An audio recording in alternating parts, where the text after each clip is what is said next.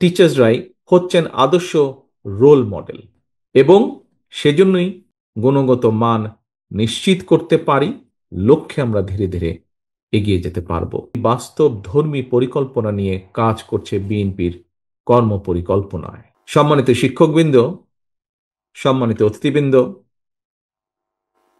সুতরাং রাষ্ট্র, সরকার এবং প্রশাসন এবং সমাজের নানা বাস্তবতায় একজন শিক্ষক যদি নিজেই নিরানন্দ পরিস্থিতিতে থাকেন, তাহলে তার দ্বারা জ্ঞানের মধ্যে আনন্দ জাগ্রত করা মনে হয় সম্ভব নয়। এবং এ কারণেই রাষ্ট্র এবং সমাজে শিক্ষকদের আর্থিক নিরাপত্তা নিশ্চিতের পাশাপাশি অবশ্যই সামাজিক সম্মান নিশ্চিত করা একান্তই প্রয়োজন।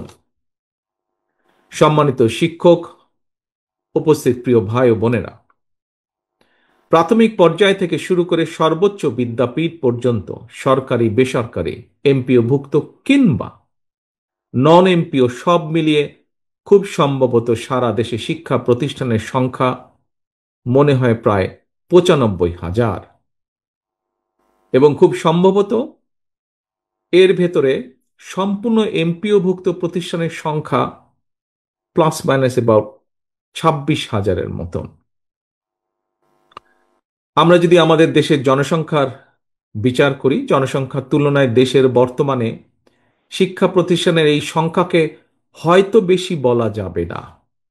তবে আমরা সবাই মিলে যদি শিক্ষক, শিক্ষার্থী সবাই মিলে আমরা এই শিক্ষা প্রতিষ্ঠানগুলোর গুণগত মান নিশ্চিত করতে পারি এবং আমাদের শিক্ষার ভিত্তি, স্কুল কলেজ পর্যায়ে শিক্ষার ভিত্তি আন্তর্জাতিক মান সম্পন্ন করতে পারি, একই সাথে অপরদিকে বিশ্ববিদ্যালয়গুলোকে শিক্ষা এবং গবেষণার প্রাণকেন্দ্রে পরিণত করতে পারি, তাহলেই আমাদের লক্ষ্যে আমরা ধীরে ধীরে এগিয়ে যেতে পারব।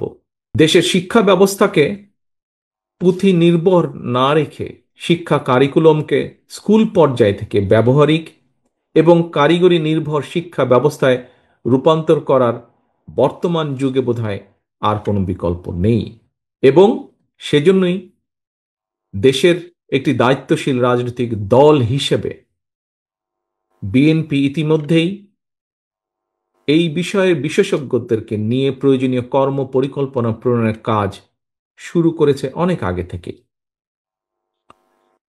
সম্মানিত উপস্থিতিবৃন্দ, সম্মানিত শিক্ষক ভাইরা, পারিবারিক পাঠশালার গণ্ডি পার হওয়ার পর প্রতিটি শিক্ষার্থীর সামনে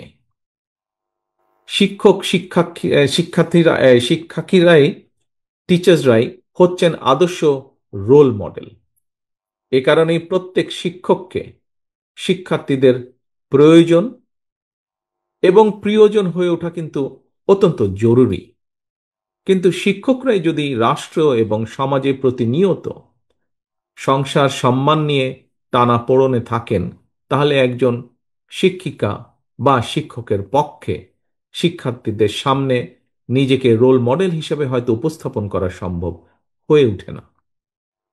শিক্ষক শিক্ষিকারা যাতে নিজেকে একজন রোল মডেল হিসেবে শিক্ষার্থীদের সামনে আত্মবিশ্বাসের সঙ্গে উপস্থাপন করতে পারেন, সে ধরনের শিক্ষা ব্যবস্থা প্রয়োগে বিএনপি বাস্তব ধর্মী পরিকল্পনা নিয়ে কাজ করছে বিএনপির কর্মপরিকল্পনায়।